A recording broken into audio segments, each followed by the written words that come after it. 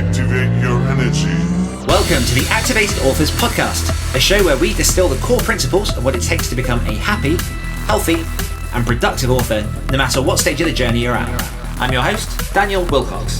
I'm an international best-selling author, as well as an author coach, speaker, and creative entrepreneur. But most importantly, I'm a lifelong student of all things productivity, psychology, and human behavior. Thank you for joining me for today's episode. Without further ado, let's dive in. What is up, Activators? And welcome back to another episode of the Activated Authors Podcast with myself, Daniel Wilcox.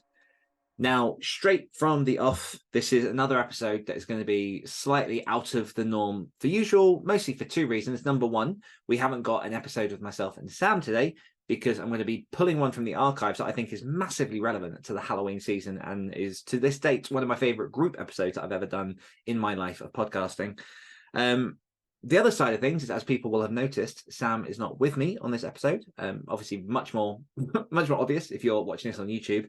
But sound-wise, you won't be getting Sam today. I'll give people just a brief overview because I'm not going to lie, things are pretty rough right now. And, you know, part of the Activated Authors philosophy that I've kind of built this entire community around, one of the things that I preach a lot is that life throws curveballs and life can put you through the shit. And so we can't always be those constant stellar hit it out the park 10,000 word writers per dayers, if that's the correct way of putting it. But I'll give you kind of as much of a summary as I can, because I feel like, you know, in some way we owe it to you guys to know why, number one, there wasn't an episode last week, and also just kind of to set the tone for what's going on, because, you know, I could sit here, I could be chirpy and I could be buzzy and I could be like energetic, activated Dan, but that's not where I am right now, and that's I don't want to be disingenuous towards you guys. I don't want the show to be that either.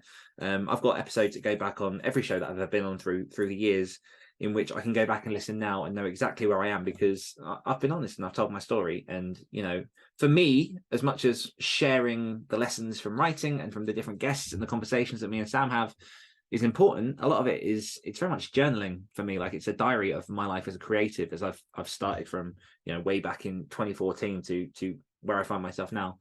So first points first, we didn't have an episode last week because Sam and I were in hospital. Sam, as people who listen to the show regularly, may be aware that Sam hasn't been 100% well for a good while now, since at least April. Things got dicey. She was in quite a lot of pain, but we were attended to by doctors. She has been given a plan for care that is taking her through the next few weeks. It's not ideal, but the way that the British NHS system is right now isn't ideal. And so at the minute, I'll be honest, I don't know if we're going to be able to do the the me and Sam episodes every week. Obviously, we'll try and do that. We'll try and get there, but it really just does depend on where Sam is at the minute on the day-to-day basis. I'll do my best to carry on and keep putting content out for you guys, because I know a lot of you joined in the last year, in the last 2 years. And so the stuff that I'm putting out of the vault is stuff that, you know, you might not have listened to. You know, some of it was from my previous podcast, Great Writers Share. I've had interviews from other different things that I can share as well. But yeah, this little podcast will keep trucking along. Sam is in a place in which she is holding steady. She is better than she was. She is still in pain, and so we're kind of just tracking that on a day-by-day basis. And that's really as much as I can kind of say on that. She reads messages, she does all that stuff. So if you want to reach out and, you know, just give her your love, then feel free to do that. I think Sam just needs a bit of space while dealing with this, whatever it is. And then for myself, I'll just be honest. I received possibly the worst news that I could receive on Friday evening last week, and so I'm not in the greatest place right now, which means that, you know, as because it's me, I'm going to somehow turn this into a lesson. You know, I was interviewed a couple of days ago for the Creative Principles podcast hosted by Brock Swinton, who's a fantastic guy. He's had some really big names over it there in the world of screenwriting and creative stuff, and he's just really, really cool. And, you know, one of the questions that he asked was with the sort of output that I have in terms of my work that I do with the author coaching, with the writing, with the podcasting, all that kind of stuff, how do I create a sustainable, healthy routine? And, you know, the last time I was on his show was 2020, which was the year that I wrote 26 books in a year. and there wasn't really much else to do. It was get into this routine, write stuff, make stuff happen, and that's what I did with that year. And it was kind of a reminder, as I said to Brock on that interview, that, you know, again, the ethos of activated authors, you cannot always be 100%. Sometimes life is going to throw crap at you, and in those moments you have to sometimes, unless, you know, writing is the only way for you to see through that, sometimes you have to put things down and prioritize what is right in front of you. And I'm in one of those situations at the minute where I've got a couple of those on the go. So I'm still reading when I can. I'm still chipping away at little bits of words when I can. I've got a book coming out in the next couple of days, but, you know, most of that has been scheduled and is on autopilot.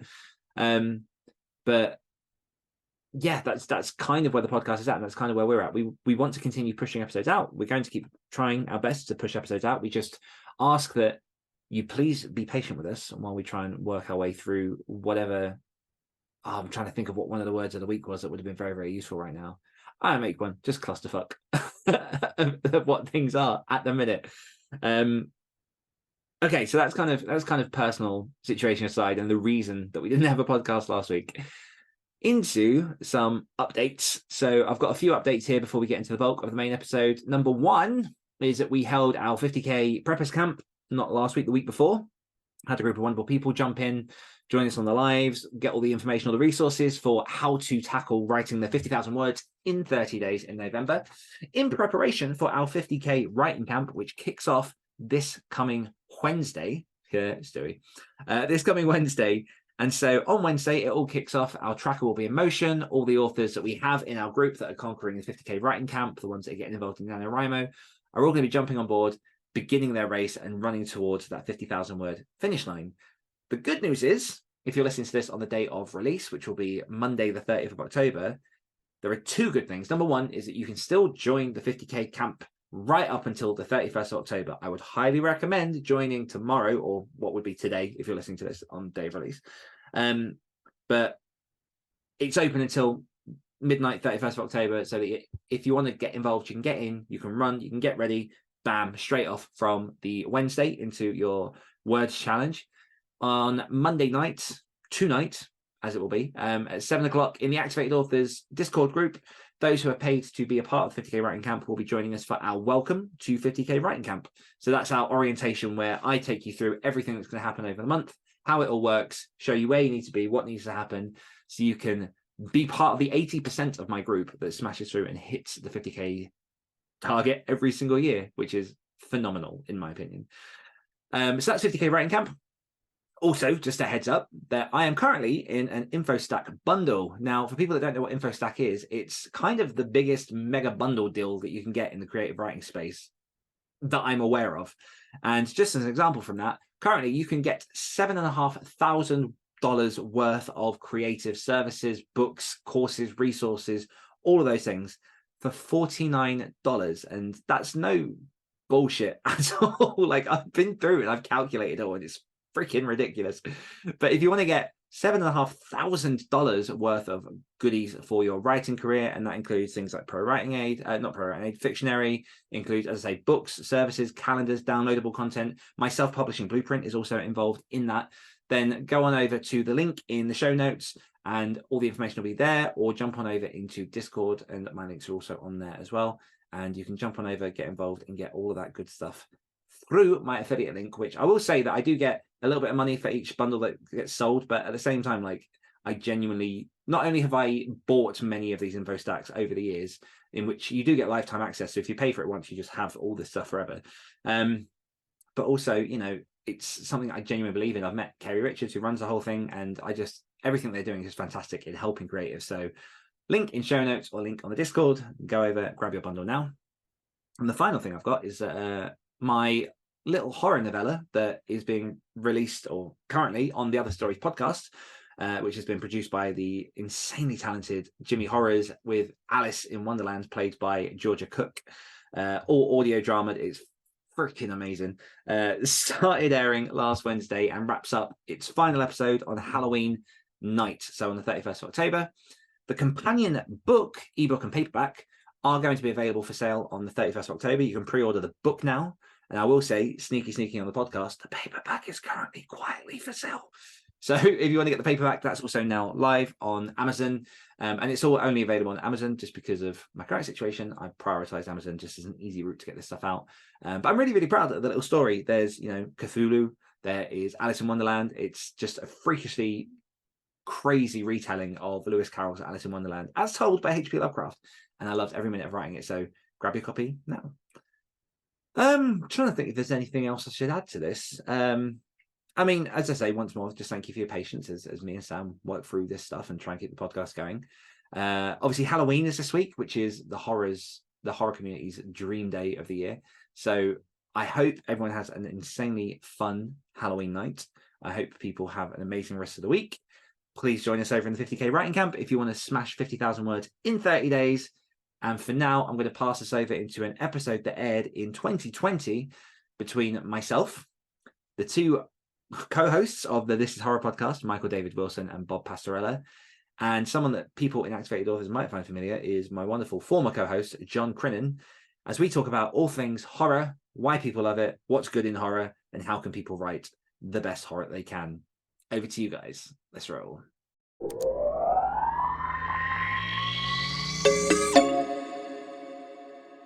Hello and welcome to episode number 59 of the Great Writers Share podcast, where every week we hijack an hour or so of time from some of the kindest and hardest working writers around today to join us on the show and discuss everything that makes them tick, roar and bounce. On today's show, we forego the usual Great Writers Share format as we turn off the lights, ignite some candles, place our jack-o'-lanterns in the windows and invite the monsters in for a special Halloween episode of what our guests have lovingly dubbed the Great Writers Scare podcast. The premise is simple: 4 horror writers, 60 minutes of unfiltered time to discuss all things horror writing. But who are these other 3 writers, you might be wondering? Joining me today, we have one of our regular co-hosts, sci-fi and horror author John Crinan. Say hi, John. Hello. As well as 2 powerhouses in the horror community. I'm excited to welcome back to the show the founder and host of the This Is Horror podcast, Michael David Wilson. Say hi, Michael. Hello, great to be here. And hello for the first time to his glamorous but haunting co-host, Bob Pastorella. Hello. How are y'all doing? Doing fantastic. I think our audience knows a fair bit by now about myself and John, but Michael and Bob, would you like to give yourselves a little bit of an introduction? Yeah, sure. Well, I am the founder of This Is Horror, which is a podcast, a website, and a small press. I'm also the author of The Girl in the Video, which people may remember if they're long-time listeners that we spoke about back in April, I believe it was. Mm-hmm. And now I'm also the co-author of They're Watching, which is the new novel from me and Bob Pastorella. We're pitching it as The Wicker Man meets Body Double with a splash of Suspiria. So appropriate then for this Halloween Great Writers Scare episode. Love it. And Bob? Yeah, well, I'm Bob Pastorella, and I am the co-host and the website manager for This Is Horror. And I'm also the author of a novella called Mojo Rising, which I believe came out in 2014. It's been out for a little while. This is They're Watching is both me and Michael's novel debut. So we have no published novels. I do have some stories that are available in multiple anthologies and online and in print. Most recent one was in the Perpetual Motion Machines anthology, Lost Films. So they are, and good news is they're doing the third version, or I guess the trilogy, completing it. They're going to be Lost Contacts. So that'll be pretty interesting. So nice. Well, welcome both to the show. For the listeners, just so they know what's going on, this is going to be a bit more of just an informal chat about all things horror. We're going to dive into all different aspects. We're going to cover Michael and Bob's new release. We're going to cover some stuff going on with John, some stuff going on with me. But I figured that we'd start with just a simple question, which is, why do we write horror, guys? It's a damn big question. I mean, you say we start with a simple question. It's simple to ask. There's not a lot of words in the question, but in terms of getting very short question. To the but it's one that we probably get the most. Yeah. why do we write horror? I think, in a sense, we write horror to not only escape the horrors of our everyday lives and of the everyday lives within the world, but I think as a safe way to process and to deal with them. I think that is certainly one reason. So you can take these horrible things that are happening and then you can deal with them on the page. You can decide what you would do in these situations, or you can confront them. And so in a way, it's therapeutic. You're dealing with not only your fears, but universal fears. And in dealing with them, it can help us to understand them, which can then mean that they become less scary. Because I think one reason, if you look at particularly horror films, if you don't show the monster, if you don't show the evil, then it is even more terrifying. But when you put a face or an aesthetic to it, then in some sense, I mean, perhaps not humanizing it, because often it's not a human, but you're getting something that you can deal with and you can look to tackle. So that's certainly one of the reasons that I and a lot of us write horror. I think another is just more simple. It is escapism, but it's also a thrill, like riding a roller coaster. There's something a little bit scary about it, but it's exciting at the same time. I mean, most people, we're attracted to things that do have this adrenaline and this give us this dopamine rush. And so certainly horror does that. But I think anytime when we're asked, why do we like something, it's difficult. I mean, someone could ask, why do I like heavy metal, for example? There are things that we could perhaps unpack and we could look into why we like it. But I think it's just more important to know that we do like it. And I think it's important to know what brings us joy. You know, that can be a good way to avoid the opposite of joy and to escape from pain, to deal with mental health issues and depression, because life can be hard enough. Let's just have some pure things that bring us joy. And as long as we're not hurting other people, then let's go out and seek joy. So perhaps not the conclusion that you expected to a why do you write horror, but that's the direction I'm taking it in. Mm-hmm. I feel the same way. I mean, it's like, I remember when I was a kid, you know, it was like the first time did you ever watch like a horror movie and or you read a scary story. There's something about that thrill, that moment that your mouth goes dry. You feel that your hair on the back of your neck stand up. And it's like you're constantly wanting to recreate that, and horror allows you to do that with a safety net. You can face the face of the monster. You can stare it in the face and know that this thing can't really hurt me. I'm facing it. And you know, as I've grown older, I've realized that a lot of my own personal fears of things that aren't supernatural or paranormal or anything like that are things that I try to build up that same kind of confidence to kind of push through some rough things in life when you don't have a safety net. And I think that horror can be almost like a coping mechanism. It can allow you a way to build that up. For some people, it doesn't work that way. It's totally different. But that's how I feel that it is for me. It's seeking that thrill, because I don't have other thrills. I don't do like roller coasters or anything like that. It's just, that's not me. I try to, prefer to keep my feet on the ground, and I like that, the idea that I can face these fears. I've since I was little, I've always had poor eyesight. I wear contact lenses, I wear glasses. So without my glasses, I'm like legally blind. And normal things without my contacts or glasses can really, especially when it's dark and if there's shadows, things like that, can scare the hell out of me. I've woken up too many times believing there's a dead body in my bed. So, I mean, it's like, did horror do that to me? No, that's just the way that my mind works. But yeah, it's just it helps me cope. That's why, the same way like what he was talking about with heavy metal. There's something about it. It's just that drive. It just makes you feel the power, and you just try to hold on to that feeling as long as you can. Yeah, it's good to hear you guys say that, because like you, I don't know if I've ever really found a satisfying answer for this question, but I have, like you both, been always drawn to it. When I was a kid, I was fascinated by monsters and dinosaurs and anything that could eat me, basically. And I would search that out.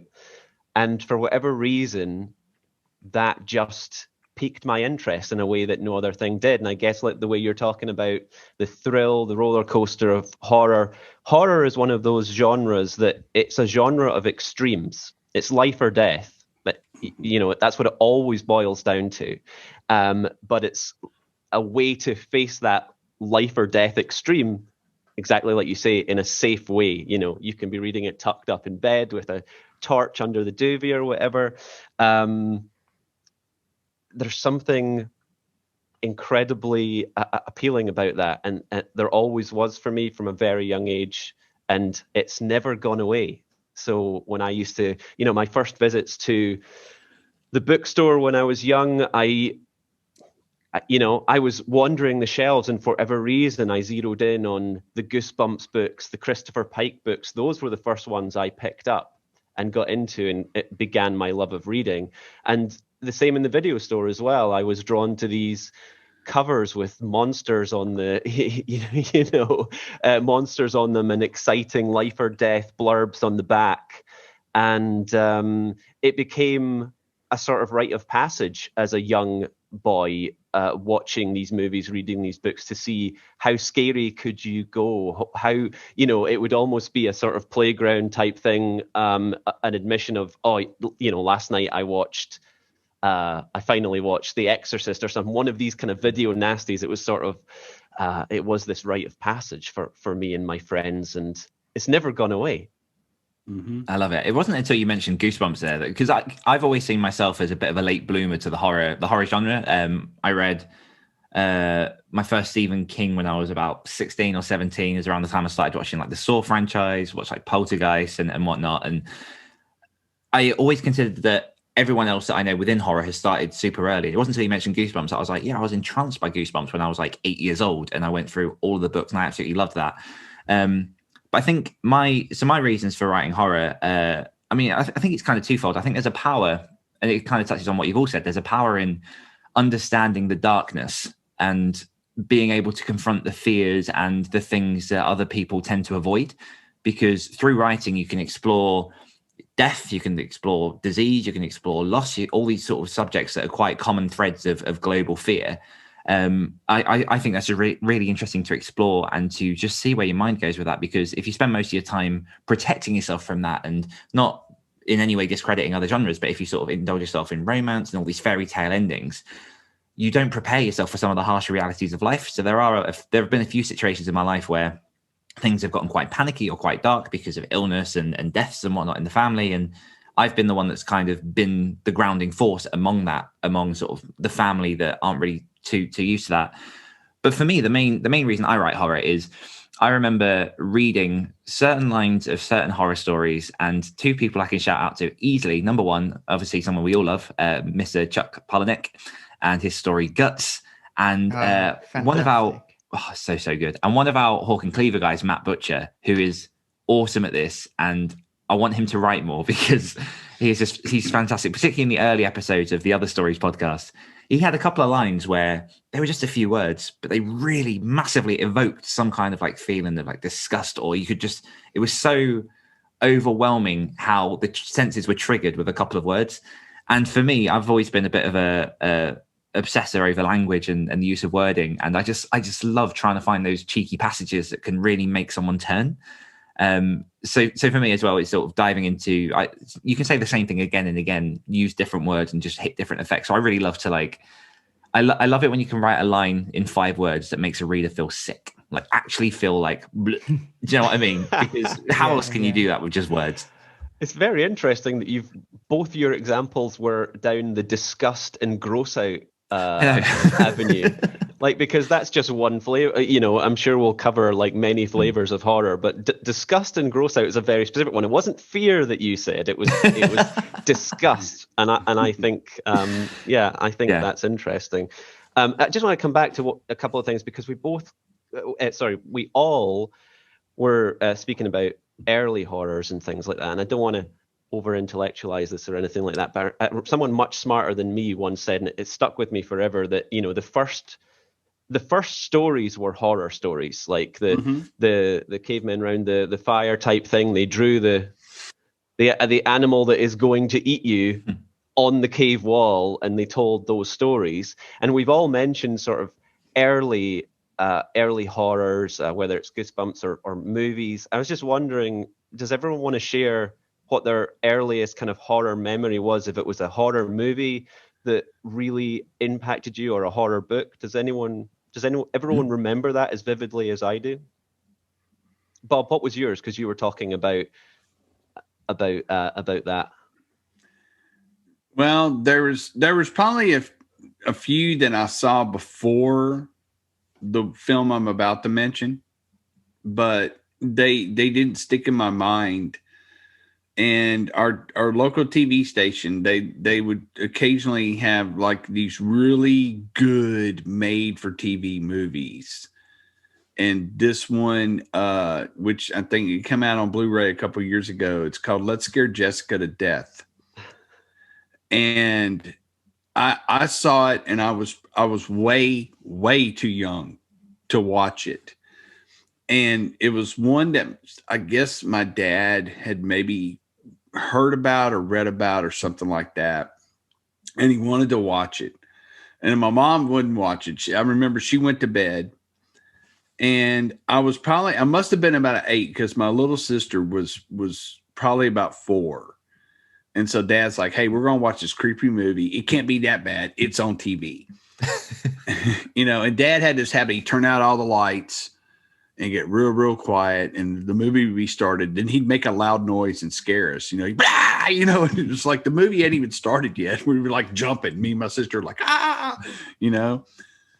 But I remember that when it was over and going to bed, that I had like the worst dreams. I had this redheaded woman was coming up out of the water to get me, and everybody had scars on them and stuff like that. And it's like, and it stuck with me. And it's not a particularly gory movie. And there's parts of it that you really, at that age, you can't understand. You just remember, you know, the visceral parts of it. And as you get older, you start to realize that, you know, what it was really about, or what interpretation of it could be. But it's that initial visuals that get stuck in your head. And that's, I mean, you know, that's one of my most influential, you know, it drives me. It's like when I'm like, okay, I need to tap back in, I always remember that film. And it's always stuck with me. It's got these visceral, lasting memories of that first time I've ever seen it. Over to you, Michael.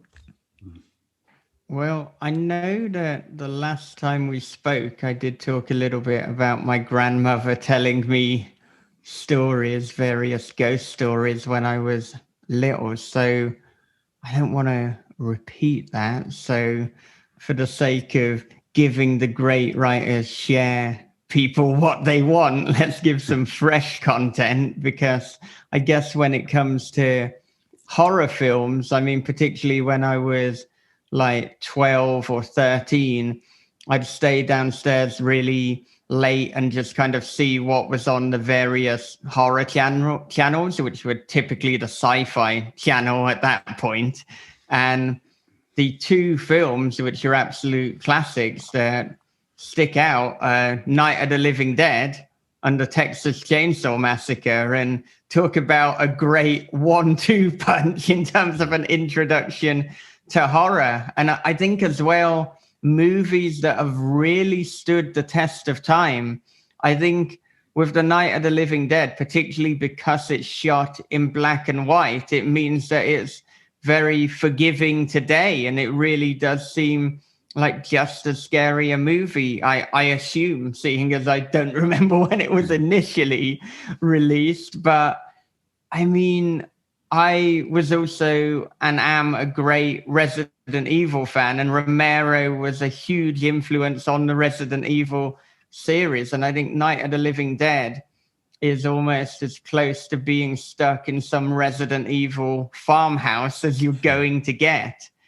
And just like the absolute terror and the claustrophobia. And in fact, thinking about it now, both movies have that in common. They're both in remote locations. You're essentially trapped there. And Texas Chainsaw Massacre has something Resident Evil-y about it. Those like weird kind of camera shots down corridors when you see someone walking in and you know that Leatherface is going to turn up behind them. They're both just brutal and have these things that I mean, like everyone can picture just the Sawyer family table, just that in itself, just them sitting around eating a meal. You know that there's this great sense of foreboding. And I think for me, I mean, I went through a phase of really wanting the most extreme horror that I could find. So I think there gets a point, though, when it's like, okay, it can't be much more extreme than this. I think after I'd seen Martyrs and Human Centipede and a Serbian film, and also August Underground that is essentially simulated snuff, it was like, well, it can't get any more in your face than this. So then you need to look for something else. And so it was the suspense, it was the tension, it was the sense of foreboding, which is, I think, how it started. Because actually, Texas Chainsaw Massacre, I mean, I know people have said before, there's technically more violence and more blood in Harry Potter than Texas Chainsaw Massacre, but because of how it's shot and because of the techniques that are used, obviously you're far more petrified watching Texas Chainsaw Massacre, unless you have a fear of wizards, but then, you know, you're a specific case. And similarly with Night of the Living Dead, which I think has stood up far better than Dawn of the Dead. Now, I like Dawn of the Dead, but I do think that, you know, the almost like blue-faced zombies and tomato ketchup style blood, it is a little bit ridiculous today. I don't know if Bob is going to end the call and cancel being with This Is Horror for such sacrilege, but I just don't think it's as impressive. Yeah, I leave it at that. Perfect. I mentioned to everyone before we got on the call that I'm definitely, in terms of a horror buff, I am in no way one of those when it comes to horror films. Although, as I mentioned, Poltergeist was my first introduction to horror films. And what was interesting for me about that is I grew up with a very prude mother, and, you know, there was no cursing. Life was good, like no issues, just a typical general childhood. No problems at all. And what I found amazing was I was 13 when my mum put Poltergeist on, which I don't know if the ranking has changed, but at the time it was an 18. And she let me sit with her and my dad while they put it on. And even to this day, I can't understand why she would, because if you ever meet my mum, she is just the most, like, I don't know, if you just think like Disney princesses, she's just one of those. And I love you, Mum. And it was just the weirdest experience to sit there as a 13-year-old and watch this film. And arguably, it's not the scariest horror film of all time, but there are elements for me where I'd not really been exposed to that visually. Like I say, I'd read Goosebumps, and I remember being sort of really grossed out when Monster Blood particularly stuck with me as a kid.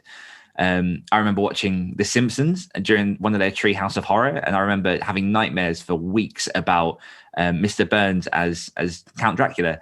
And there were lots of points where I could easily have steered away from horror, and for some reason I didn't. For some reason I came back to it, and I think my crowning credit to that is Stephen King's Cujo, and I think this is why it comes back to me, the love of language, because there was something about Cujo that just drew me in. And have you guys all read Cujo? Mm-hmm. Yeah, I actually haven't. Have you not? Oh, Not yet. That there's an intro scene where it's not even necessarily about the characters exactly. It's just this horror in the back of the wardrobe, and the way that he describes it and everything else just sets up the tone and everything perfectly for the whole story. And there's real substance in the emotional ties between, I forget their names, but the woman and her child in the car, and obviously the dog and everything else. But that was my real, what I'd say, sort of my entry point into really appreciating horror and jumping forward and going from there. I'd had all these sort of experiences before, but yeah, it's I don't know. The Poltergeist one still sticks with me to this day, because I remember the tree smashing against the window. I remember sort of all the voices and everything else sort of floating around, the little girl disappearing into the TV, and that was my real sort of pull of, this is horrible, but for some reason I'm enjoying it and I don't understand. And what's interesting, or what might be a question, obviously John, you answer first to your own question, but what might be interesting after is just, what is it that doesn't repel us about horror? Because hundreds of people, thousands of people probably watched all this stuff, or at least one of them, and then just gone, yeah, not for me, never going to watch it. But it might almost touch to the first question a little bit, but for some reason a few people break through the mold and just love it. I can actually answer both questions Yes. with one answer, a bit, because my first horror movie, my earliest horror memory, was watching An American Werewolf in London. That was my first film, still one of my favorites. And it's kind of an interesting horror movie because it has some incredibly scary moments in it. There's quite a famous scene, which is a kind of nightmare scene, which is famous for everyone who's seen it. I won't go into it too much, but it's interesting because it has these very, very scary moments, but it's essentially a horror comedy. It has some very, very funny moments as well. So you have that kind of interesting roller coaster of these two kind of opposite emotions going on, most opposite reactions. But the thing that really amazed me, like I said originally, I was always fascinated by monsters and things that could eat me. There's a very, very famous, it's one of the most famous horror scenes, I would say, the first transformation scene in American Werewolf in London, when he transforms. It's a wonderful example of practical effects in filmmaking. It looks incredible. The craftsmanship of the work and how they did it is spectacular. And I got really obsessed with that scene when I was young. I remember actually I actually thought for a long time that I might try and get into like practical special effects. It was that impactful on me that I wanted to try and do it myself. My life went in a different direction, but that moment, I just got so obsessed with that, and it led me down a path of exploring other practical effects and things like that in filmmaking, and really trying to understand what was happening and how they had achieved that on screen. And that's kind of my answer to your question as well, is I still geek out about how they achieve certain visual images that are really intended to repel the audience and disgust you. And they do have that effect. They do have that visceral effect. But then after that initial disgust, after that initial shock, I then start to get really interested in how did they do that? How is that happening? And I think that's true of my horror film watching, and I also think it's true of my horror reading as well. I will be scared by a scene, I will be disgusted by something that I read on the page, and I'll have that initial reaction, but then I'll go back and reread it and say, okay, how did how did you do that? How did you communicate that emotion with words? So hopefully that kind of answers both your questions, but we should throw that out now to whoever wants it next. I wanted to Oh, my be goodness. a makeup artist too. Go on, Bob. Yeah, it was whenever I got a book when I was very young that kind of, and I think you still get it, and it talks about how to do like facial makeup for Halloween, and like it shows you how you can make a paper mache mask and stuff like that. And I became like obsessed with like Lon Chaney, because I'd seen a picture in one of the probably famous monsters of filmland or something like that, and he had like this box. It looked like a tackle box, and it had all of his grease paint and all the putty and stuff that he used. And just to read about that stuff. And there was a time when I thought, because I can draw, I'm decent, and I was thinking, well, I can draw, I could probably make this stuff, but no, I'm not. I can't. I'm not very creative physically, like actually building stuff and things like that, because it just turns into like a big mess. I get disappointed and then laugh at myself later. So, but I was like obsessed with that, and it was like the Phantom of the Opera makeup. I was like, what? How did he do that? And then I read how he actually did it. I'm kind of like, yeah, that had to hurt, And that's what a lot of biographers have said about Lon Chaney, is that he went through, like, he physically, was the things he did was painful, like Hunchback of the Hunchback. The hunch was 45 pounds of molded rubber that he had strapped to his back. He literally could not stand up. I'm thinking, shit, man, I want to do this stuff. And now I write. So, I can do it without having to spend the money on it. Much cheaper. Yeah, it's much cheaper and a lot less messy. Did you have anything to add there, Michael? I don't, your question of why do you like horror was difficult, but now you're asking why are you not repulsed? So you're asking this is a breakdown of like the psyche of horror writers. Let's cry on camera. I think that they're very much connected, and I think this specific question comes back to the idea of knowing that horror in a fictionalized setting is fiction. Now, it's fiction that is based on elements of truth and the real, but the actual horror that's happening is happening within this kind of safe environment. And perhaps those who are repulsed are those who are seeing it and they're imagining that it actually is real, that it actually is happening almost in real time. Now, that's certainly not to say that I'm not repulsed and sickened when these things really do happen. I certainly am. So hopefully we've established that I'm not a sociopath.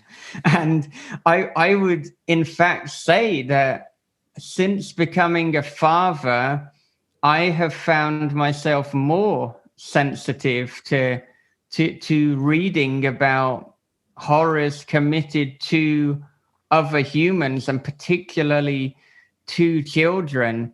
And if I see a newspaper article about a kid dying, then it really upsets me on a level that it didn't when I wasn't a father. And I know that if I click through to that story, or if I turn the page, if I'm being old school and I actually have a newspaper, that I'm going to regret it and I'm going to feel sickened, because I guess as I've got older, I've got more and more empathetic.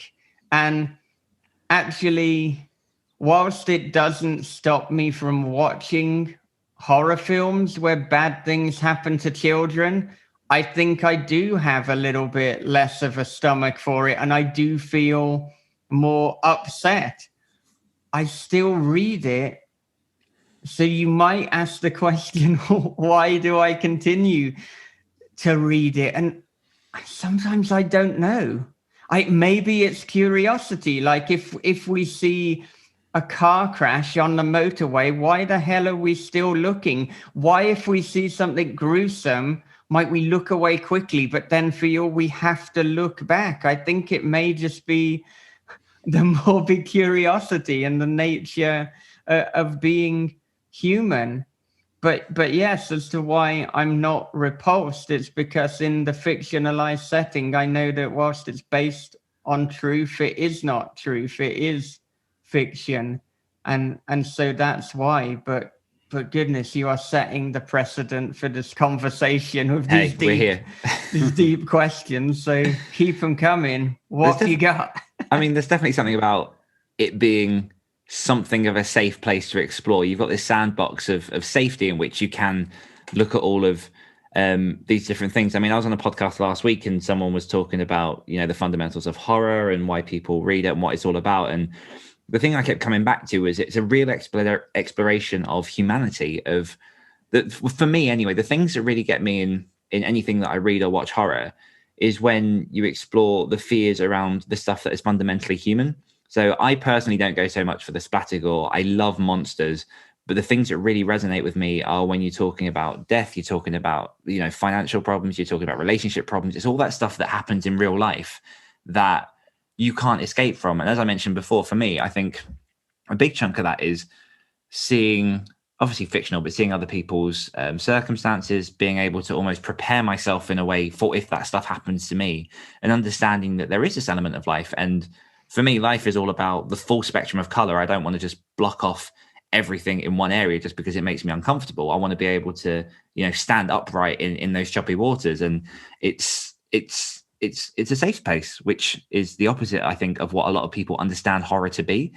And the interesting thing is I find that, and I was the same when I started actively going out and doing these sort of podcasts and speaking to people, even back when me and Luke were doing the Story Studio. Anytime I spoke to a horror author, there's almost this expectation that you're going to speak to someone just cast in darkness and someone who just is really contemplative and comes out of all these sort of like, I mean, this might just be all these kind of like riddled statements and stuff. And, you know, there's always going to be like a troubled past. I have not had a troubled past. I've had a very good childhood. I've had a very good raising. I'm lucky in that way. Yeah, I still found myself gravitating towards horror. And like I say, I think it is because fundamentally we explore what it is to be human, and fear is a universal truth. And even bring this back, because let's keep wrapping this round the finger. John talking about cave paintings. This goes back years, millennia. Like you cannot escape horror in the same way that you cannot escape love. So yeah, that's kind of my complicated answer there. And to continue with the theme of deep, heavy questions, now that we're in 2020, what are your comments towards how horror has changed what has horror brought in 2020, and how has this shaped your approach to writing? Because obviously we've all got the stuff that we're putting out this month. By the time this airs, Bob and Michael's book will be live in the following day, as well as the finale of the other stories, Halloween Horrors of Hill House. I'll have had a book out a few books out this year in different horror tropes and subjects. So what is it 2020 has brought, and how have you approached horror in this year? I think for releasing books, I mean, from a practical level, it's obviously meant that people can't do in-person events, and you have to get a little bit more creative with your marketing. And in some ways, for the small presses and for the independent publishers, I wonder if that's almost been a leveler, because a independent publisher, you're not going to be doing a massive book tour anyway because of the financial cost involved in it. So in not allowing traditional publishers to be able to do it, it almost makes it harder to separate a traditional release from an indie one. So in many ways, as we've all released things independently, we're winning. I don't know if any, traditional authors would like that, but it does mean that the advantage, I suppose, apart from like a much bigger advance and being able to get your book in physical bookstores, but spoiler, you can't go there anyway, means that there's not a lot that's really separating us. And I think as well, the idea of the Zoom event or the online event has become more mainstream anyway. So it may even mean that when you put on these virtual events, you've got more people tuning in, more people listening, more people watching. So it's a good thing. Now, of course, it also means that, you know, a lot of people have lost their jobs and are experiencing financial hardship. So, of course, less people have this income that they can spend on books anyway. So I suppose from that perspective, you might see sales down. But I kind of think because there are so many pros and so many cons that it's almost evened it out, so that 2020 releasing a book, it's almost like, well, it's as good as releasing a book any other year. And we don't know how long this global pandemic is going to go on for. It seemed to be suggested that when the summer came and there was the hot weather, that it would be harder for the virus to spread. Unfortunately, it's now October and that has gone. So that was not the case. So I think at this stage, we don't know if next year will be better. We don't know, you know, when we're going to see some definitive answers. Of course, people are working on vaccines. There are countries where numbers are down, but it's a bit of a wild card. So I don't think you should kind of delay releasing a book because of the current situation, because you don't know what next year is like. I mean, this is a horror show, this episode. Well, next year could be worse. This could be the best year to put out a book. Hopefully not, but we only have today. We only have the present moment to take it back to philosophy as we all want to go in. So we might as well make the best of this moment. I think in terms of the fiction that I'm writing, it's more or less business as usual. I haven't written anything specifically with coronavirus or COVID in mind. I feel that is a story that's incomplete. So let's see how things play out before that becomes part of fiction. But I think, as we said as well when we were off air, a lot of people, they're looking at fiction and they're looking at movies to escape from the pandemic. So they don't really want to read a book. And it's like, oh, bloody hell, COVID's there as well. So I think at this stage, we want to facilitate this safe space and this escape. So I'm not putting COVID into the horror or the fiction that I am writing. And I think as well, I try to write about universal truths and characters. And, you know, whilst I will have things that will put it in the moment in terms of perhaps pop culture references, there's just no need to really throw COVID in as well. I mean, you know, if I did that with They're Watching, it's like, oh, by the way, everyone's wearing a mask in this particular scene, just so you're all aware. It might not really add that element, of excitement.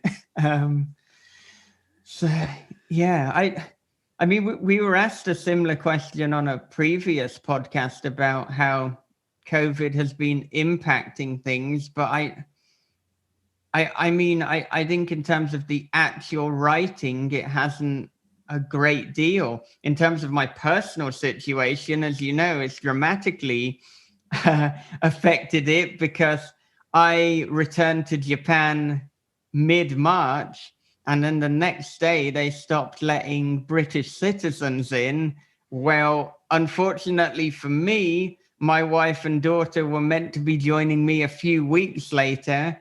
This has now turned into us being separated for 7 months, but luckily the end is in sight. So by the time this goes live, we will finally be together again. So I will be seeing them in 8 days from the time of recording. But amazing. you know, we expected maybe at the most to be apart for a couple of months. We have never been apart for anything close to this before for 7 months, and it's been particularly difficult, I suppose, with my daughter, because the last time I saw her, she was 1. She's now 2.5. So I've had to see her growing up and developing and going through all those milestones via Skype and via WhatsApp video calls, which, whilst that's a very appropriate topical COVID way of doing things, it's not the way I envisioned the start to my parenting. But, you know, it is what it is. I've kept a positive attitude. I've somehow managed to maintain that. I'm not even sure how. I suppose keeping busy has been a big part of that. And we'll be together in 8 days. So as long as I don't break down in the next 8 days, I've made it through. There you go. Bob, how about you? How's your writing of horror been this year? Well, it's actually been really good. With my retail position that I have, we basically closed it down for a month and a half. So like the month of April, all the way up until like mid-May, I didn't work. Fortunately, they paid us, which is good, but we basically didn't work. And so, but I worked on, me and Michael worked on They're Watching, and we were getting it ready to roll out. We had decided, previously, hey, we're going to, we're doing everything we can to get this thing to come out for Halloween, October 31st, 2020. And so I knew I had to work on that, and I can work on a deadline. So that's good, but for my own personal writing, prior to COVID hitting, I had written a novelette that is hopefully going to see the light of day in 2021. But I had some ideas, and I was coming off of the end of a long period of not writing. And so working on it definitely helped that. I got pretty radical in how I decided to change. I just opened up Scrivener, created set my, format to, Times New Roman, 12 point, double space, part 1, chapter 1, started writing. And within a week, I had 10,000 words. Within 2 weeks, I had 15,000 words, and just kept going. But that did not happen until I went back to work, because work was so bad and the stress level so high that I had gotten basically over whatever physical and emotional thing that was going through me to keep me from writing, and said, screw it, I have to write.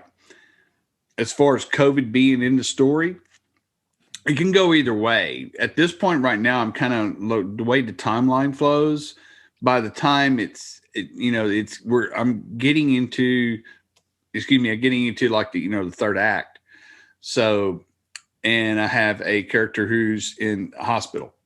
And so, even though the people going to see her are not being, they're not having to wear masks and things like that.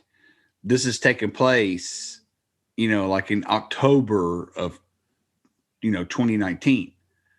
And so there are a few doctors and a few nurses who have noticed some things starting to happen, who are wearing more PPE, And so I'm incorporating in that. It's like they encounter a doctor who's basically, they're like, she's just basically in a coma. Why are you like wrapped up like a mummy? What is the deal here? And they're like, we're just being very cautious right now. And then they start to think that maybe she has something wrong with her that they're not saying. That's part of the story, but we find out that things are a lot different. I can take that out. It's ultimately how I want to present it. I was reading something earlier this week about Don DeLillo. Has a new book coming out. His publisher, the editor, put COVID in the story, which Don went back and removed. He says, I don't want it in my story. And he's Don DeLillo. I mean, he's one of the greatest American writers that we've ever had. And he's going to, whatever he wants to publish, it's going to come out the way he wants it to come out. But for an editor to make something relevant without the author's permission is, I don't know, that's probably not a really good thing to do. I don't think he'll be an editor for long. That's terrible editing. That's not editing. No. Yeah, That's not right. That blows my mind. What on earth were butchering. they thinking? Yeah. I mean, luckily he saw the change, but I mean, that's something that if you were going to, you would mention it, but I don't see the logic behind that. Well, you'd offer it as a suggestion. You wouldn't just actively embed it in the story. Yeah. Yeah, I mean, we're talking about the guy who wrote Libra. I mean, I don't know if you've ever read it or not, but it's basically an account of Lee Harvey Oswald. And it's fictional, but it's very historical and probably, somewhat accurate. And he's written some great novels, Underworld, White Noise. The one Cronenberg made one into a film. Was Cosmopolis? Yes.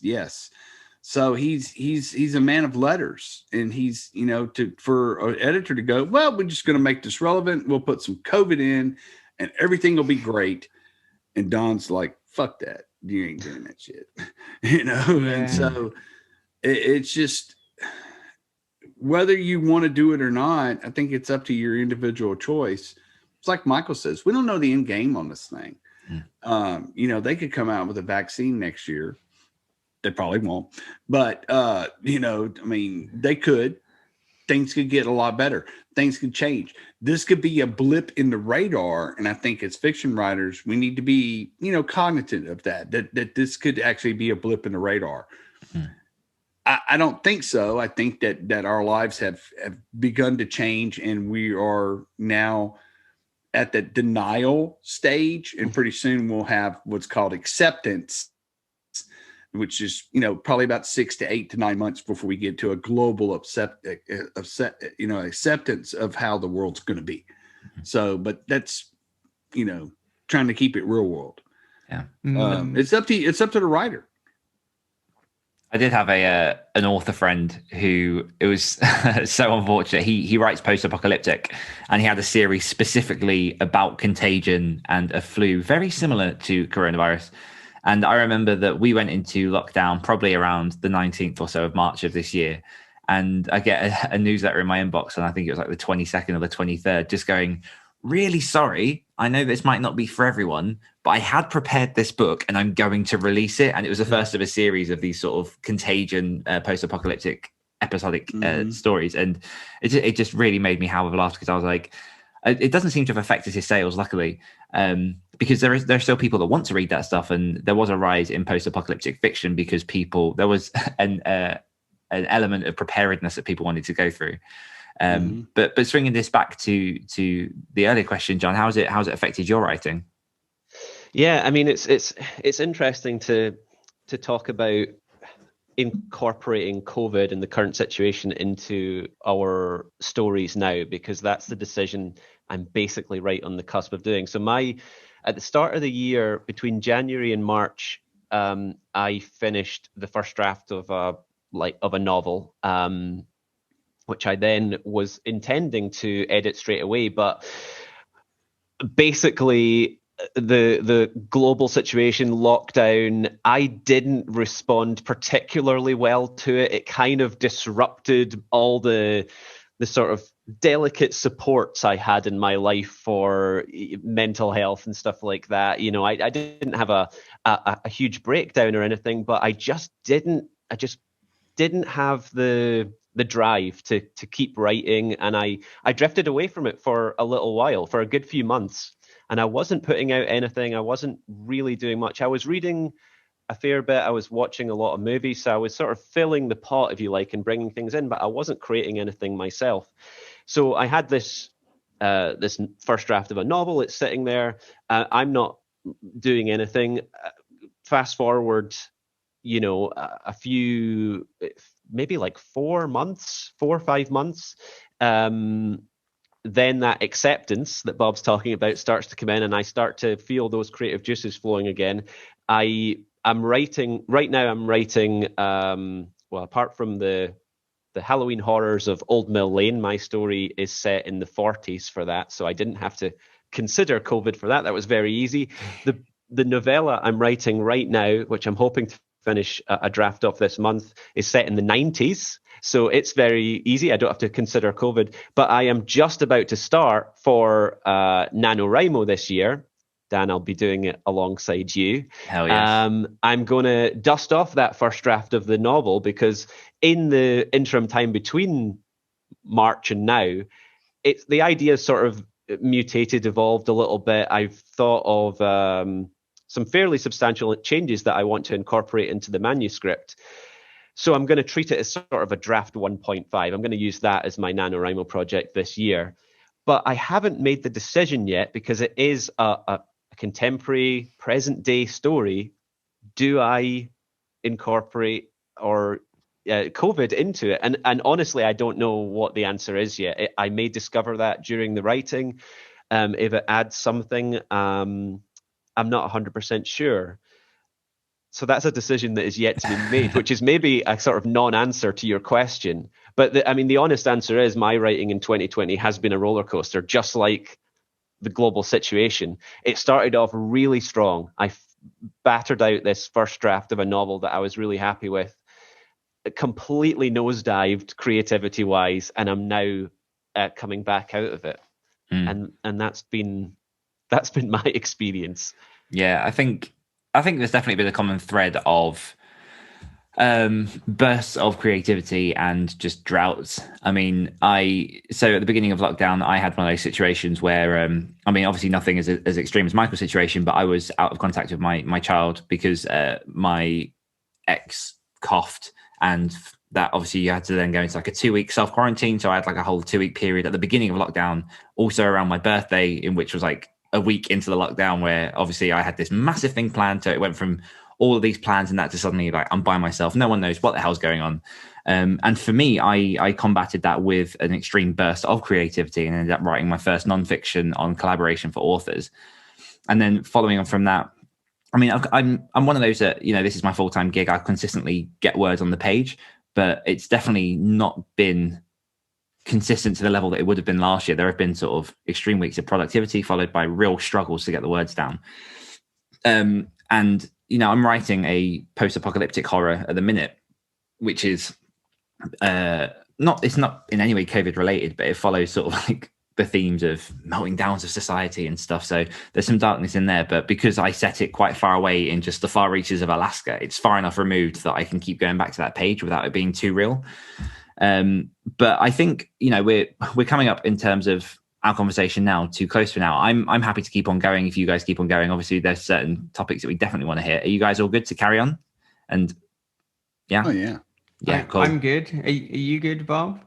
Oh, yeah, I'm good. Oh, perfect. We started off the show by lying to the guests and saying that the listeners and saying it's going to be 60 minutes. It'll be longer. Yeah, we got you. You got punked. Yeah, this is going to be 7 hours. But speaking of things, obviously we've been working on this year. You guys have mentioned it at this point a little bit, but Bob and Michael, tell us a little bit more about They're Watching. What's going on there, the release, how did it all come about, and tell us. All right. Well, let's kick off then. I'll read the synopsis to give you. I will add as well, I love the cover. The cover's fantastic. Dude, the cover is so good.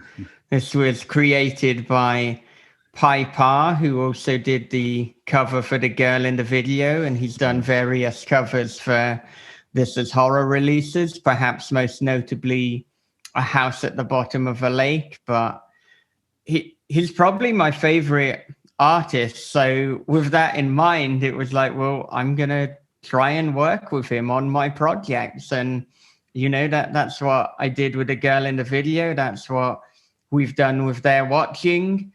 And I think for me, perhaps the fact that, you've got this eye looking through into a room and the silhouette of someone dancing in the eye, but perhaps the feature that takes it to the next level is that, this is, of course, like a 2D image, but it's almost got this 3D quality. I think that might be why it's wowing everyone, because it's certainly got a very positive reaction. I mean, the girl in the video, the cover got a good reaction because of how damn colorful it was. But this one, it's like, whoa, you've added 3D to it. So I don't know how Pi is going to be able to top that when I release House of Bad Memories next year, which I've also got him doing the cover art for. But, if anyone can outdo himself consistently, it is Pi. So a huge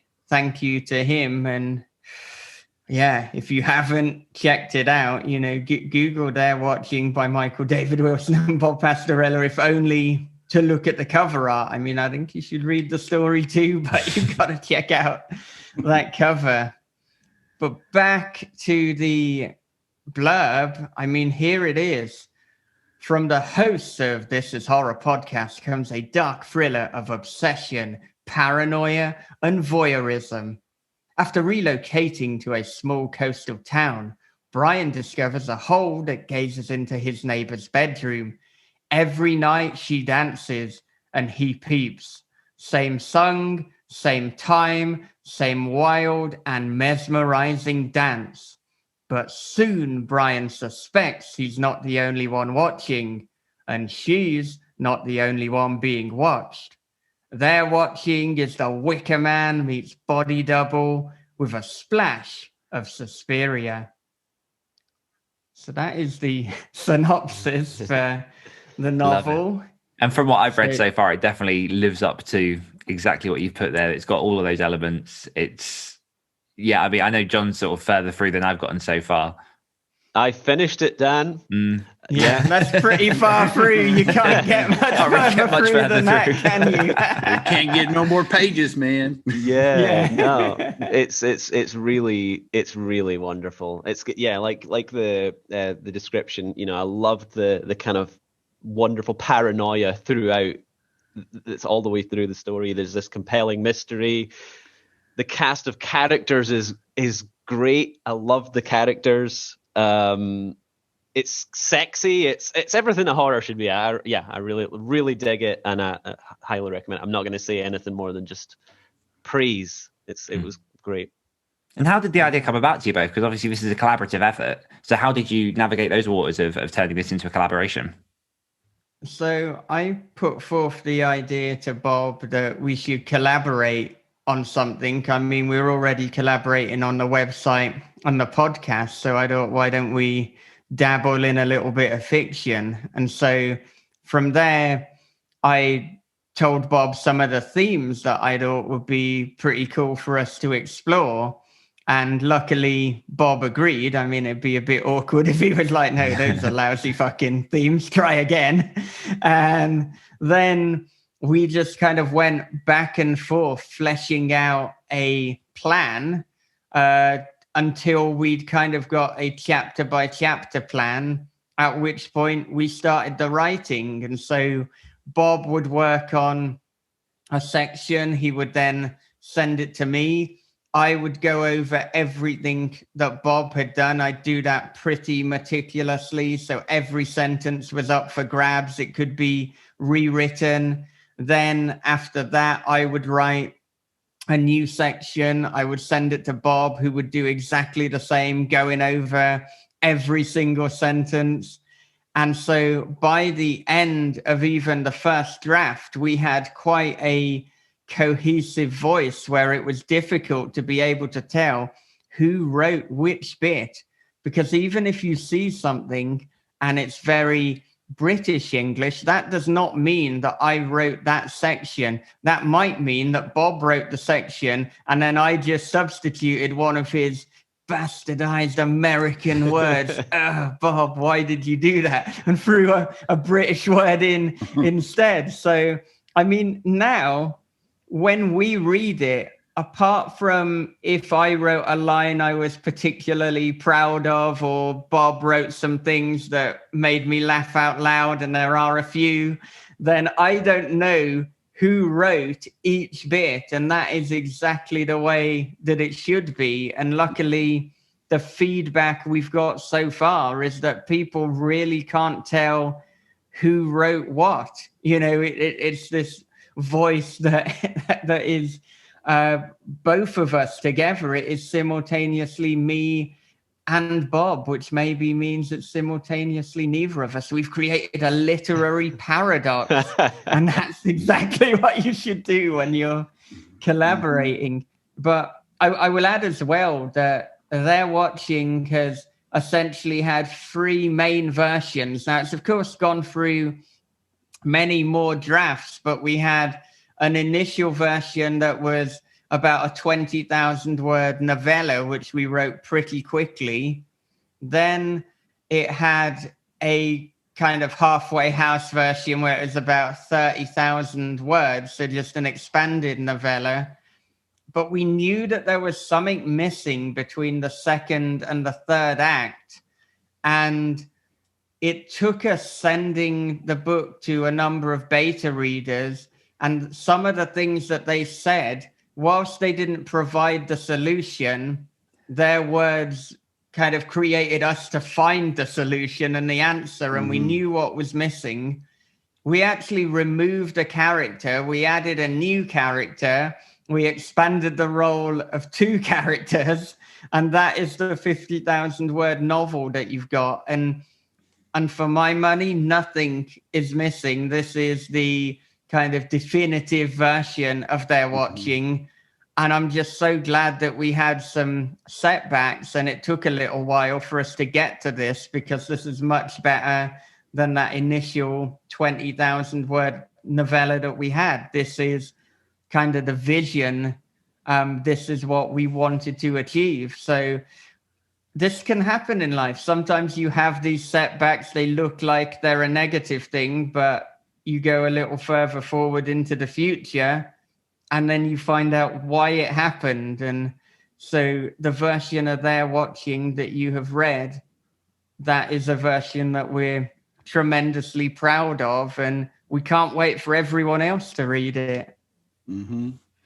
Yeah. And I want to know, John, I just got to ask. Sorry, Bob.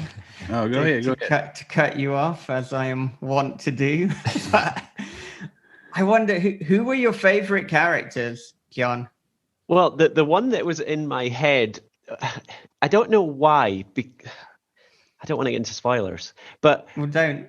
no, Just don't. Yeah, don't get into But the way that you introduced Red Robe in the supermarket, Yes. was there's just something about that was just immediately I could picture. I just could picture him. I kind of recognized him weirdly. It was. But that's the thing about the characters in it. So often when I'm reading a novel, I don't know if it's something about my brain or what. If I'm sure it's on me rather than the writer. The characters will often just become a name on the page, and I have to be reminded who they are. And I'll be reading, and I won't have seen a character for a few. I'm talking reading generally now. I won't have seen a character for a few chapters, and then Dave will jump back into the narrative. I definitely have this as well. And it won't be until there's some callback to something that Dave has already done that I'll actually know who that is. I'll need that reminder. And I never had that once while I was reading They're Watching. Every character was memorable. They had their role. There was no filler characters, that were just there as a kind of foil type thing. I got to know them all really quickly, and yeah, just the way you introduced them was kind of a masterclass. I'm looking forward to rereading it actually, so that I can see how you did it. Like I was talking earlier, when I read something that is I have a particular reaction to, I experience the reaction, then I want to go back and figure out how you did it. And I think the way that you deal with characters and handle them is something that I need to study. It's wonderful. It's very deliberate. You can tell from sort of a story structure perspective, you can tell which characters are placed where and that they'll be important. And like John says, it's quite a minimal cast, which makes it then a bit easier to remember all these characters. And because they are so different, but they link so well, like you say, it is very memorable. But Bob, did you have anything else to add on the book as well?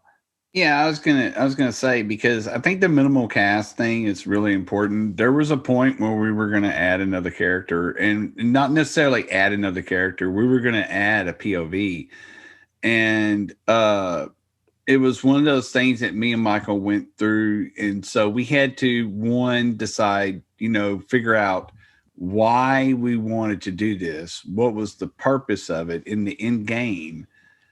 And based upon our beta reader feedback, we discovered that there were some things that the protagonist had not gone through. And so everything has to have I feel like a logical reason. And so we created a gigantic complication that propels the story in a way that we get to the ending, and the ending has a lot more impact, but there was some, some pretty good discussions that we had, because there was, we had to brainstorm that. And it was something that, and basically it dealt with something that I did not want to do. And then I changed my mind. And Michael will tell you, once I changed my mind, it was on like Donkey Kong, because I know I don't want to spoil anything, but one of our beta readers had suggested that a certain character ended up a certain way, and I was like, no. And then when I did it, I could even tell in Michael's emails, he was like, okay, it's on. This is what we got to do, And so I was kind of like I was probably a little bit of a holdback on that, but I think it made a better story, taking it to that level, and it created the complication. And I guess the end thing is, oops, I hit my mic. I guess the end thing is that I'll probably never ever write another character tied to a chair again. I'm just I'm just gonna say that out loud. I'm never gonna do that again. Love it. And where can people get their hands on the copy? Obviously, as we say, if people are listening to this on the day of release and it comes out on tomorrow, for anyone else, it's the 31st of October, 2020. Where can people grab their copy? Well, I mean, the best way to get it will be to, look at your favorite online bookstore, unless there is a bookstore that you can actually go to at this moment and order it in. So it will be widely available on places like Amazon and Barnes and Noble and things like that. So, I mean, really, Book Depository, wherever you get your book, that is a decent place to order it from. Now, there's likely to be some that you'll be able to order from This Is Horror, but there are very much limited stocks there. So we've mostly done direct from This Is Horror for the pre-order. So we will, as is good practice, order a few more copies than the actual pre-order. And if you want to do that, I mean, the pre-order bonus that we're giving is the audio book and the ebook alongside the physical book. I don't know if that's something we will continue past pre-order.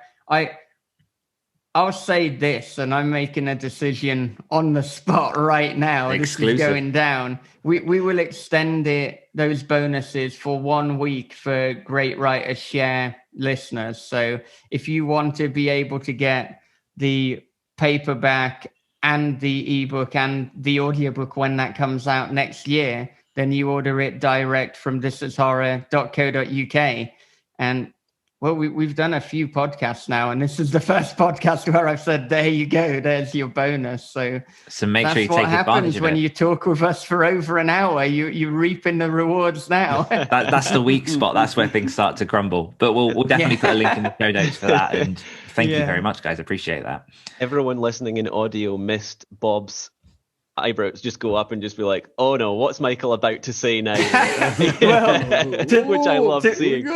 Yeah, to be fair, that's probably how Bob feels on a lot of things. I mean, I've announced some pretty insane This Is Horror podcast challenges before, like, oh, if we get to this number of patrons, we'll record like 2 episodes every week for the next 3 months. And it's like, what the hell are you doing? Or, it's like, we're going to do a 24-hour podcast. So I haven't done that yet. I think I joked about it once to Bob, and his expression did not look like he was joking back. I think the joke will be, I'm on my own. It's like, well, good luck talking to yourself for 24 hours. Especially, what's the phrase? It's better to ask for forgiveness than it is permission. Yeah, that's exactly it, and that is something I apply to quite a bit of my professional life. Yes, we went into that on last time. Important professional caveat there. I think I would know if we were doing 24 hours, because probably after about hour 13, I'd be like, okay, now. What else are we gonna talk about? Is that when you're shot? Is that when you record your ads for This Is Horror with that really like spooky voice? Oh yeah. No, that's usually after I've had the email for about 24 hours and I forgot, and I need to do it real quick. And knock them out. Just get them done. People would listen to the 24-hour podcast. Just putting it out there. I mean, I don't know if anyone watches. There's a TV show that's broadcasting at the moment called The Third Day. Has anyone heard of this or watched it? I watched the first episode. I want to get back on it. I really enjoy it. Okay. It's really good. I'm still obviously watching through it, but they had a 12-hour episode in the middle. Yeah. So it's like it's six 1-hour episodes, 3, and then this 12-hour episode in the middle, and then another 3. But they've released a highlights, like a 90-minute version of the 12 hours, so you don't need to do the whole thing. But that's crazy. It's not so crazy. 24-hour This Is Horror podcast. Make it happen. Yeah, you could have guests. I wonder how Bob's gonna react to this, but I mean, it's not something that I completely discount doing, but it would have to be, for the right reasons and under the right circumstances. Next milestone.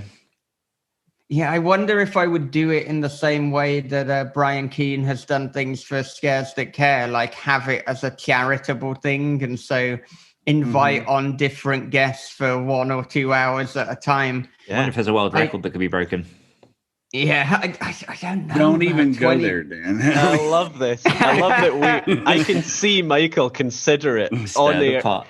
I finished a pot of coffee now. We should tell everyone we're recording this. It's such a strange time for everyone because we're all in different parts of the world. So me and Dan are all at, what time is it now? I don't know. 20 to 7. We jumped on at 5. We started at 5. So I finished a whole pot of coffee. I'm feeling mischievous. I want to try and convince Michael to do this Halloween thing. Happen. Yeah.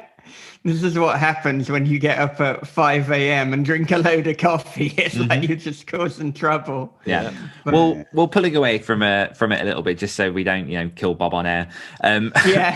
John, you have a project currently being undergone. You currently have a project going on for Halloween. Do you want to tell us a little bit about the Halloween Horrors of Mill Lane? Yeah. So this is the new Halloween audio production from Hawk and Cleaver's The Other Stories. I'm desperately trying to click now to see if I can get a synopsis, and it's just started playing. Well, while you do that, I can quickly add that so for the past few years, I've been quite heavily involved in the Halloween episodes for The Other Stories, and because of my own stuff this year, I've started sort of my own horror imprint, Devil's Rock Publishing. I've taken a bit of a step back, and I'm excited because the guys have been doing some wonderful things with the production, and we always, well, I say always, for the last few years, we've made sure that we do almost like a full Halloween week.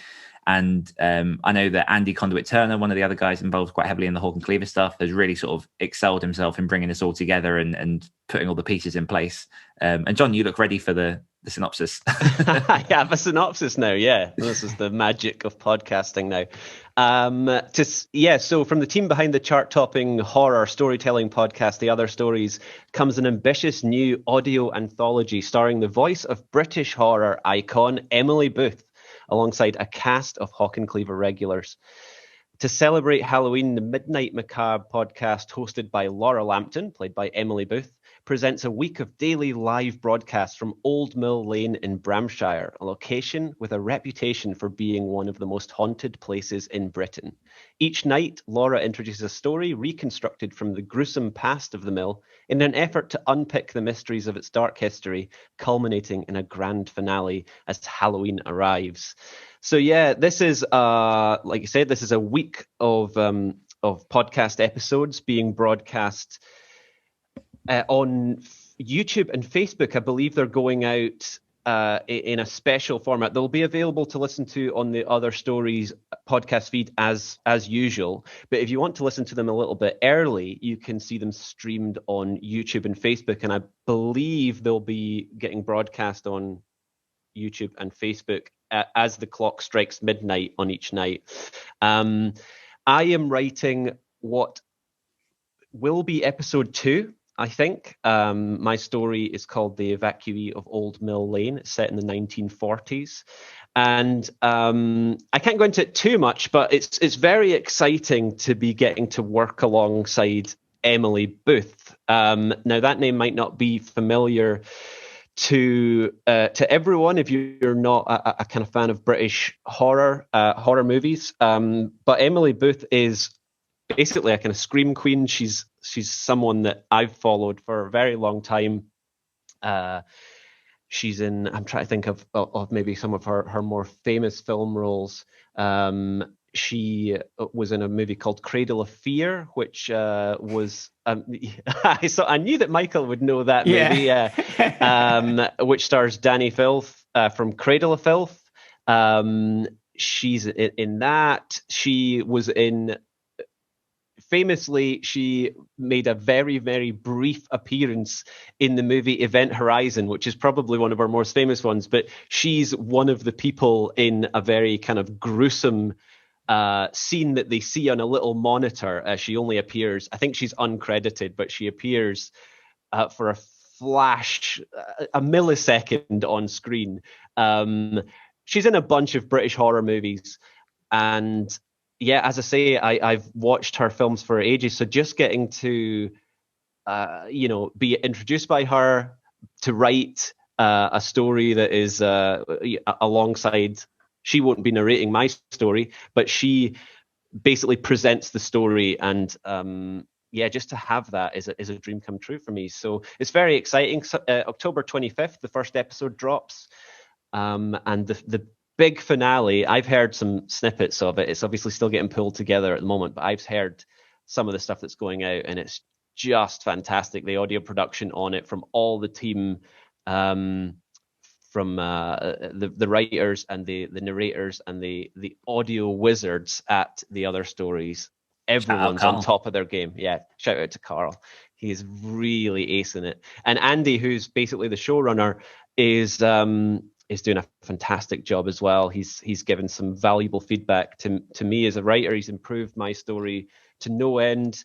The experience that he is crafting is really something special, and I'm excited for everyone to listen to it. And I will take a moment as well to plug for people who haven't gotten enough content to digest over the Halloween period. I also have an anthology that went live on the 19th of October, starring 11 writers, and it basically deals with everything to do with the afterlife and death. I'll read my synopsis here, which is, death is only the beginning. There was only so long that the crypt could hide the secrets. Only so long the living could wait to pry open the coffin's lid and discover the truth. For millennia, humans have pondered the endless abyss, made their own determinations, sobbed at the tombstones of lovers, and prayed for a restful thereafter. Now, for the first time, the other side is revealed in all its decrepit glory. In this dark fiction and horror anthology, 11 horror authors explore the infinite possibilities that lay beyond the living, featuring ghosts, graves, celestial voyages, forgetful realms, and forests of the dead. The other side will have you questioning all that you think you know about what lies beyond the curtain. And I'm excited for this because this is the first solo anthology I've pieced together, and it was quite a process. I don't know, have you guys at This Is Horror done any kind of anthology like this?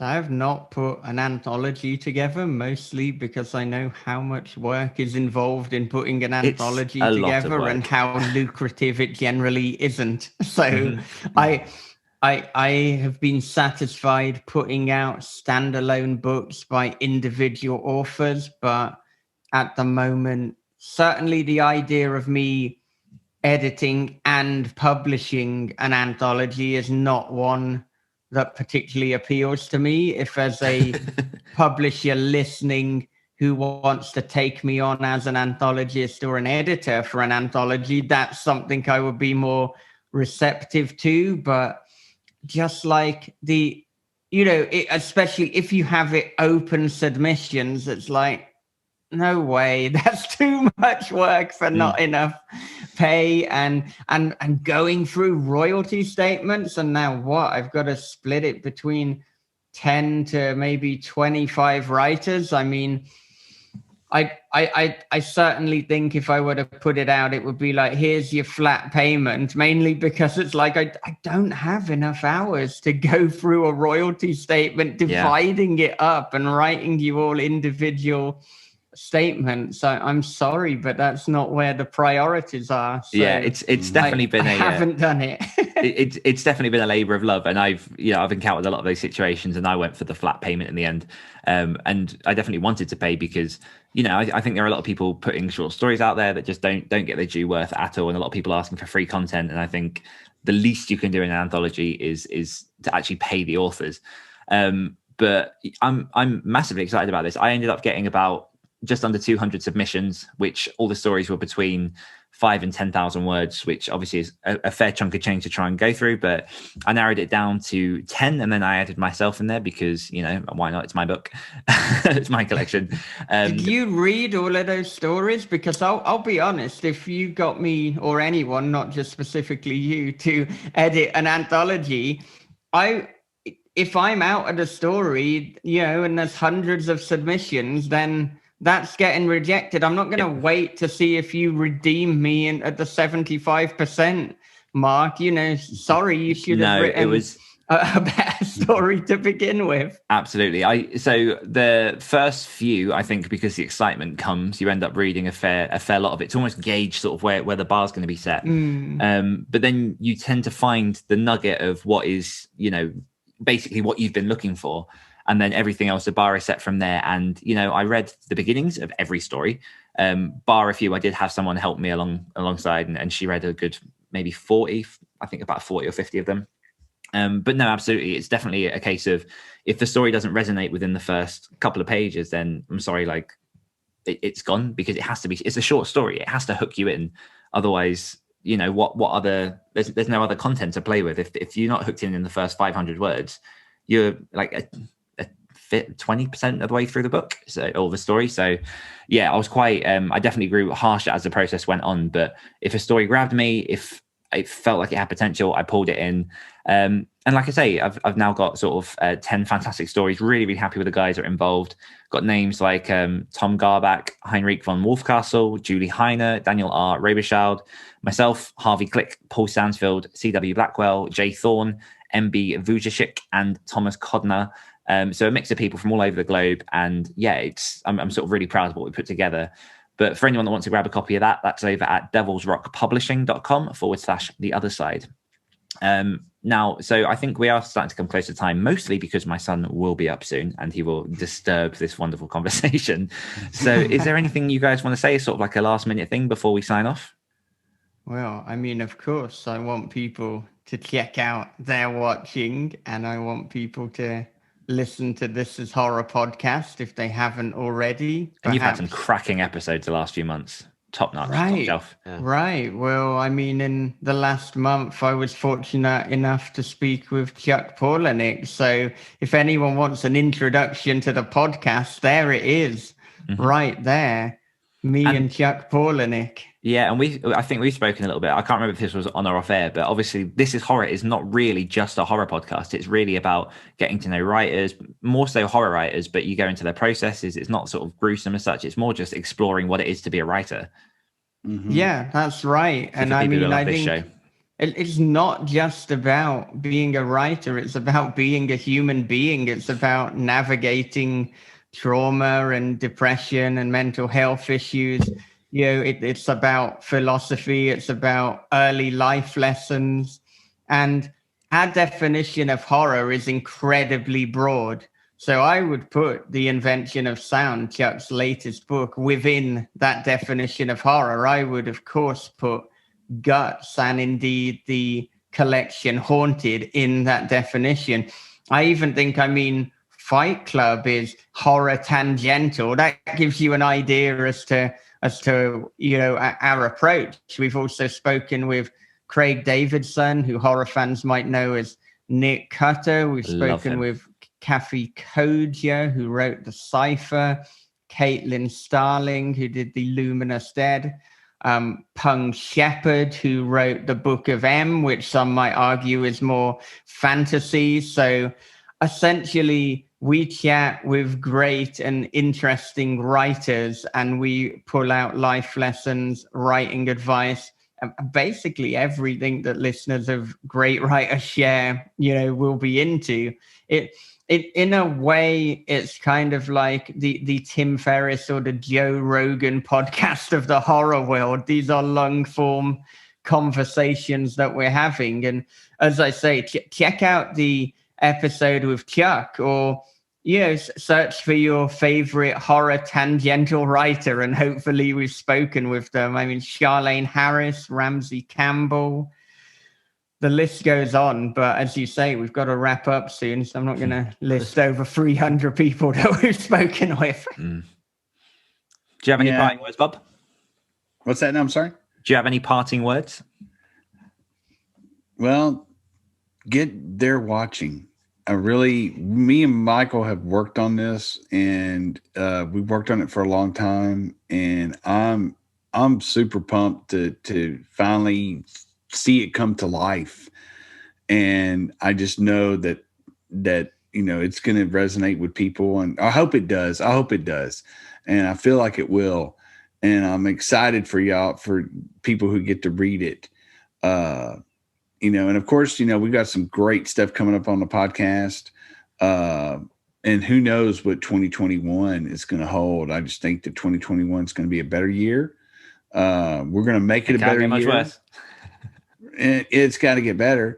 But I mean, it's, you know, like we said, we use horror to cope. We're going to cast a wide net over what we feel is horror. We're going to, you know, it's all about community, and it's all about, you know, taking care of one another. Yeah. And I'd add as well, you know, be kind to yourselves and give yourself a break. I mean, we've spoken about writing during the pandemic. I mean, some of us have said that we struggled. Others have said, you know, we kind of wrote as usual, and your circumstances are individual and unique to you. And so if you're not writing a lot, you know, that's okay. These are unique and uncertain times. And if you are writing a lot, then, you know, that's great as well. But maybe you're going to have seasons of your life where you're not. So there is no definitive rule. There is nothing that kind of makes you or doesn't make you a writer, apart from writing at some point. But if you go months, or even if you take a year and you don't write, that doesn't change your identity as a writer. So, don't benchmark yourself against what other people are doing.